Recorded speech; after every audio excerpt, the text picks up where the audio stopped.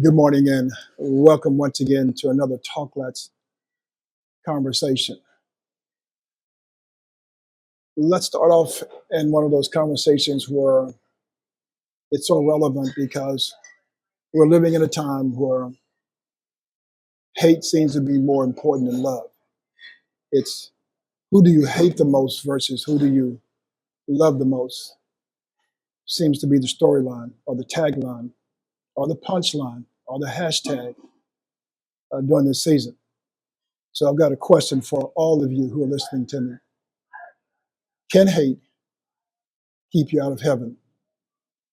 That's a good question for all of us. Can hate keep you out of heaven?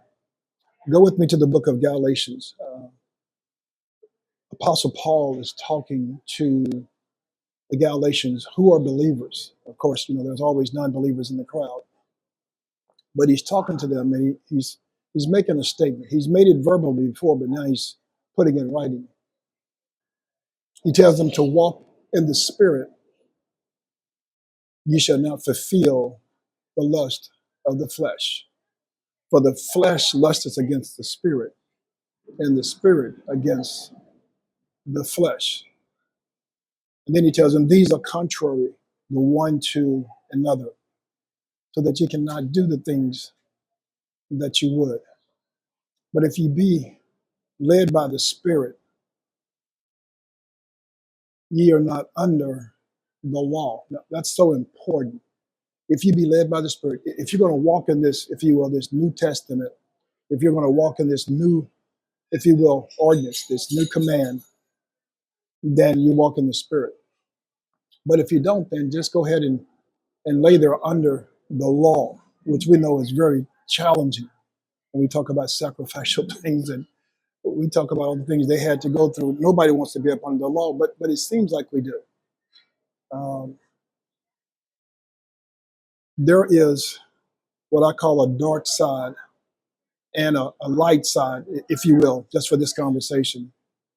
And all of us live somewhere in between the fallen state of this flesh. But when you look at it, the dark side is this world and living for this world and living for yourself. But we've been all called to embrace the light side, if you will. And by embracing the lightness, or if you will, the light, you try your best to avoid, well, don't try. If you're living in this lane where there's lightness, where there's love, you avoid darkness. Now, I'm not saying you can eliminate darkness, that's impossible, but you do avoid embracing darkness, celebrating darkness like most people do. We know about the fruit of the Spirit, but how many of you know if you just go up a few verses more, there's a dark side of your spirit if you're not careful? And it reads like this: the works of the flesh, which is darkness, or manifest, which are these: adultery, fornication, uncleanness, which is sinful thoughts. I never thought about that before. What does uncleanness mean? Well, sinful thoughts, sexual impurity, and demonic influence. Now, when you get a grasp on those, you know how you have family members who are hoarders, or you have family members who just simply are nasty. And maybe you're one too, who don't clean up after themselves, who don't take care of their homes and don't take care of their cars. I mean, some cars you get into, it's like, I don't think I'm sitting in that seat. I don't want to. I'll catch an Uber. It's just so nasty, so filthy. And some people hygienes are that way as well. Well, uncleanness it's a sinful thoughts and it's sexual impurity, but it's demonic influence, and that's the one that gets me. The demonic influence. I don't want no demon around me. I don't want anyone who has a demon to be around me, because that stuff is contagious, and most of us take it for granted. Also, lasciviousness. Now, it's a big word, and I couldn't really get my hand around it, so I had to go look this one up. But it's excessive sexual urges. And you know how we are. We all have seasons where we just want what we want. But this is one of those where you're addicted. You don't know how to maintain, or you don't know how to govern yourself when it comes to your sexual urges. Let's be for real, man. Come on. I mean, you talk about getting in trouble. I mean, wow, Satan uses that more than probably anything against all of us. Then there's behavior that lacks moral restraint. That's a lot of ways. I mean, that's a lot of, if you will, avenues where we lack moral restraint. Because she's doing it, I'm gonna do it. Because he did it, I mean, it's okay for me to do it. No, no. The mom used to tell you. So if Billy jumped off the mountain, would you jump off the mountain also? And some of you, that's what you're doing. You're jumping off the mountain with your friends, with your girlfriends, with your dudes, just because a celebrity did it. It's on social media, so it must be cool. No, it's not cool. It's immoral. I just pray you realize that that's what keeps us out of heaven, because to do these things, you have to hate yourself. I know you say, no, I love myself, man. Well, those who love themselves give themselves the best. And so we're not giving ourselves the best. We're shacking up with the kingdom of the enemy because we enjoy these things, especially when we're young. I mean, we just give ourselves to these things. As we get older, we get a little wiser and we try to refrain from some things. But for the most part, we've all indulged in some of these things that Paul is talking about. He talks about idolatry, witchcraft. And here's this word that I'm really lingering this whole conversation on: hatred. And we all know what hate is. Hate is the opposite of love. It's just as simple as that. It's the opposite of love. And then he says variance, and I couldn't quite understand that one, but that's quarreling. That's disagreement. You know how you quarrel with somebody, you disagree with somebody, you just can't stop it. I mean, every time you see them, it's going to be a fight. It's going to be a verbal fight, or it's going to be a fight to the end. That's crazy. But that's what we do. But that's what hate brings in. That's what the dark side of the spirit brings in.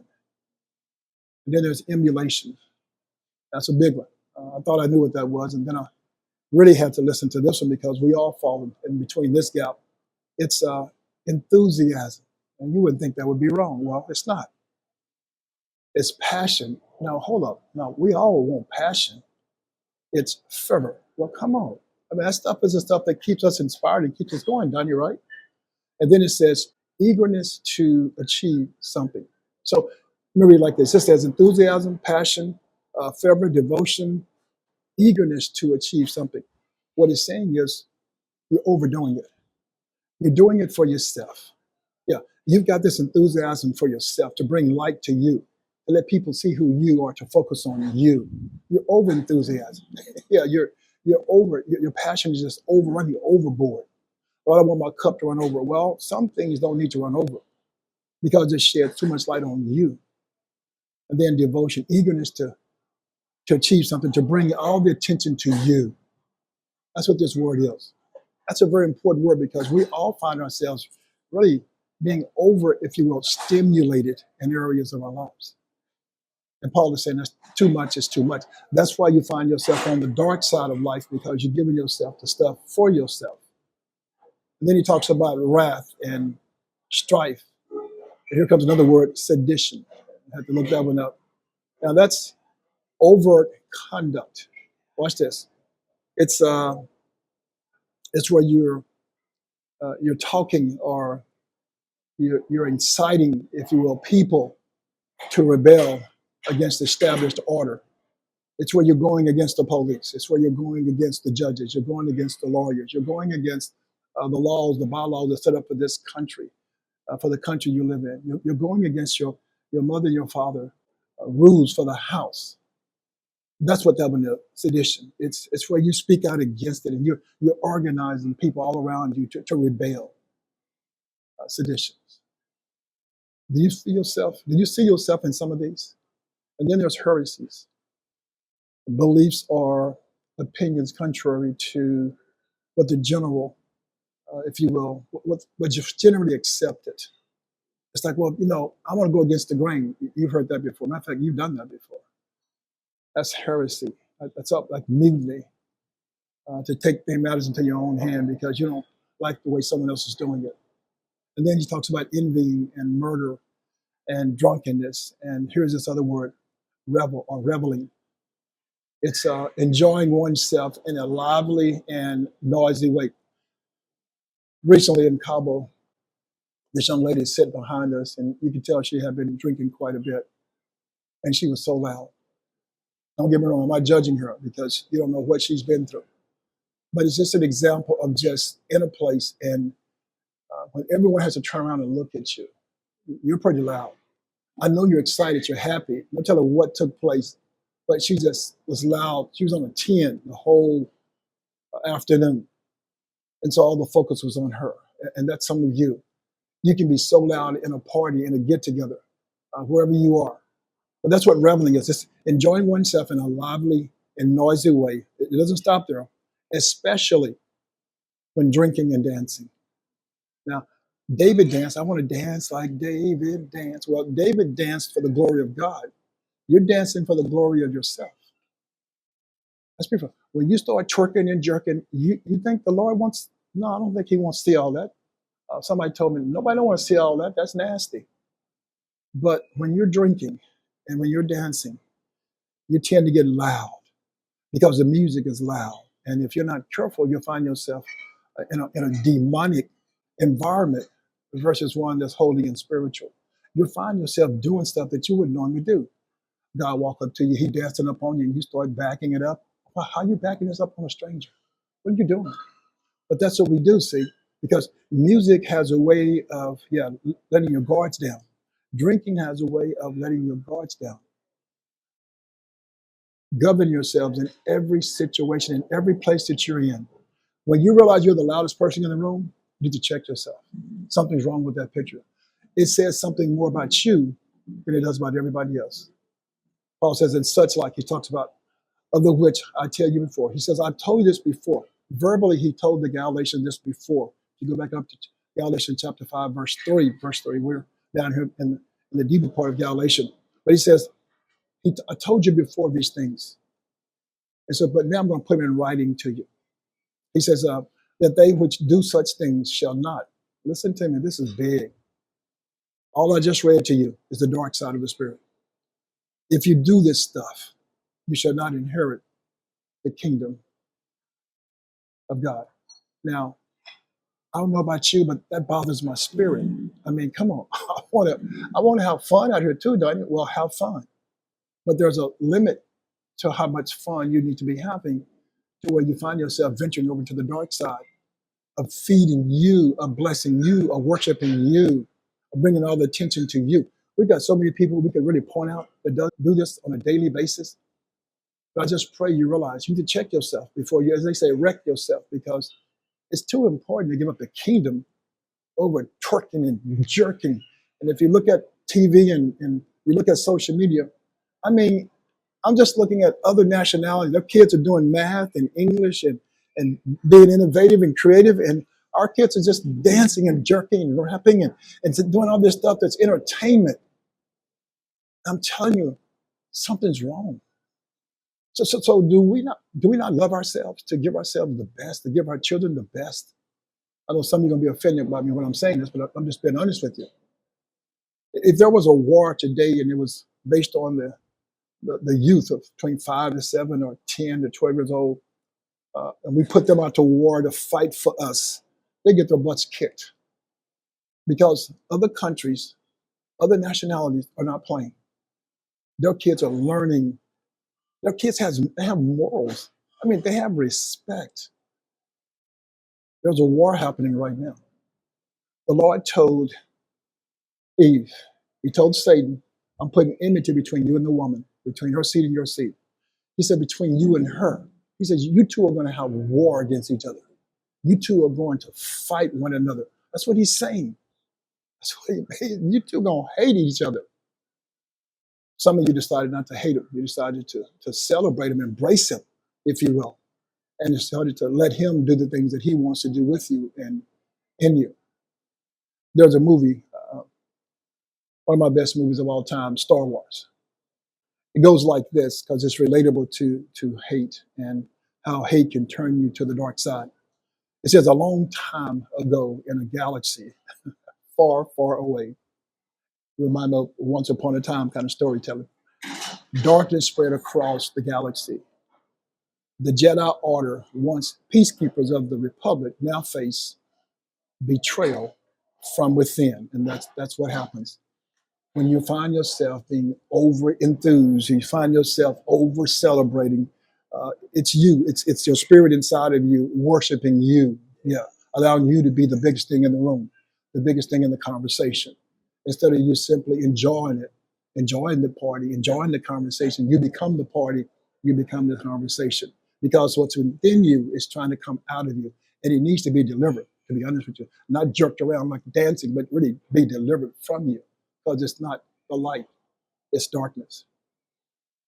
As the Clone War rage on, Jedi Master Obi-Wan Kenobi is hunted by visions of a growing evil and by the burden of training a powerful young Jedi, Anakin Skywalker, we call him Luke, unaware of the terrible fate that looms.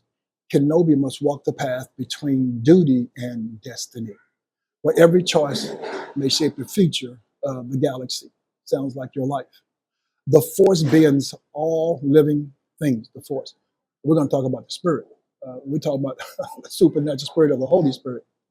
The Force bends all living things, guiding those who seek peace and harmony, or in tempting others with power and control. For generations, the Jedi have stood as guardians of the light, defending the innocent. But in the shadows, the Sith, yeah, this is their enemy, plot their return, fueling conflict, fear, and anger. That's what you see happening right now. I mean, that's what's happening to all of us right now.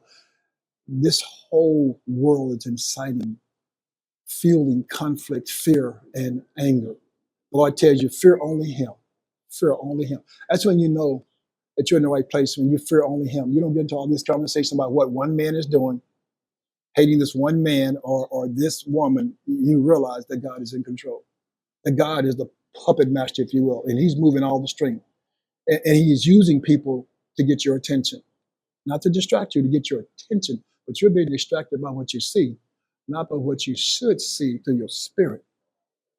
As the balance wavers, new heroes rise while old legends fall. And that's what's happening right now. There's a changing of the guard right now. I don't know if you see it, but the elderly people are moving on. And there's a new hero. This younger group is coming forward. Now, what it's going to look like when all the cornies are left behind, I don't know, but it might not look pretty because the mindsets of the people behind us, it's puzzling because it's gender, it's, my gosh, it's sexual identity. I mean, it's perverted. The war between light and darkness begins anew, and the fate of the galaxy hangs in the force. It hangs in the balance.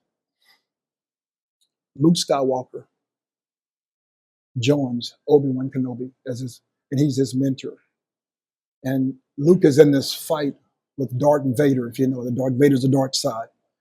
Because Darth Vader, this little group, they want to control the world. And they want everything to be dark and dead, if you will. They like darkness. They like being in control in darkness. But Luke finds out as he's fighting Darth Vader tells him, Luke, I am your father. Now, think how startling that is. Satan is telling some of you right now that he is your father. And you don't want to hear it, but you should listen to him because you can't really divorce him if you don't listen to him and understand that you've been shacking with him for some time. Yeah, you've been praising him for some time. You've allowed him to enter you and to distort your view of the world. Because see, that's what hate does. Hate distorts your view of yourself and of the world. It hardens your heart. It blinds your mind from the truth. That's what hate does. It manipulates you. It weakens you. It don't strengthen you. Hate weakens you. It makes you vulnerable. And it clouds your thinking. So this morning I pray, Father God, thank you for waking me up this morning in my right mind, which means I have the will to keep my mind righteous, to keep it right, or I have the will to allow it to be unjust, to go wrong, to be unrighteous. So Lord, it's up to me, Lord, to manage this mind that you have given me, which at times can be scary because It's a proposition, if you think about it, that's based on my will, on me managing my will to do as I please. It makes me pause and take a deep breath because I get to control me. That's tough. I don't know if I want to control me by myself because that's tough. That's why I've hooked up with the Spirit of God. That's why I've hooked up with the light side of things. So Lord, let me align myself with the things of God and not the things of man, not the things of me. Yeah. And so I find myself embracing the fruit, if you will, of the Spirit. So I got 9 virtues for you when it talks about the fruit of the Spirit. I want you to grasp this because this is where we all should be. We should be achieving these things if we're walking in the light. Love, joy, peace, patience, kindness, goodness, faithfulness, gentleness, and self-control. That's Galatians chapter 5, verse 22 to 23. That's where we're kind of really, if you will, hinging this whole conversation on, is that are you walking on the dark side? Or are you walking in lightness with your Lord and Savior Jesus Christ? There's a song that says it's so hard to say goodbye to yesterday, but it's even harder to say goodbye to this old nature. Yeah, it's hard to say goodbye to yesteryears of the old sinner and the sin that I used to love and be in love with. See, we're all a daily work in progress. That's why we got to stay close to the light and understand darkness comes for resting, not for hating and bad behavior and bad character, being judgmental. No, no, no, no. Darkness is for resting. It's for those to rest. But how many know evil comes out when it's dark outside? It's like it's crazy, but I always told my kids and tell them still now, my grandchildren, there's nothing out there after 12 o'clock. Nothing but the devil. It's like God goes to bed at 12. I've been up long enough, but I'm going to bed now. And boy, you don't want to be up when God is going to bed. But so many of us are. We party, we enjoying ourselves. I'm telling you, you've got to understand this is a war that you're in. And hate is just like a dark cloud upon all of us during this season.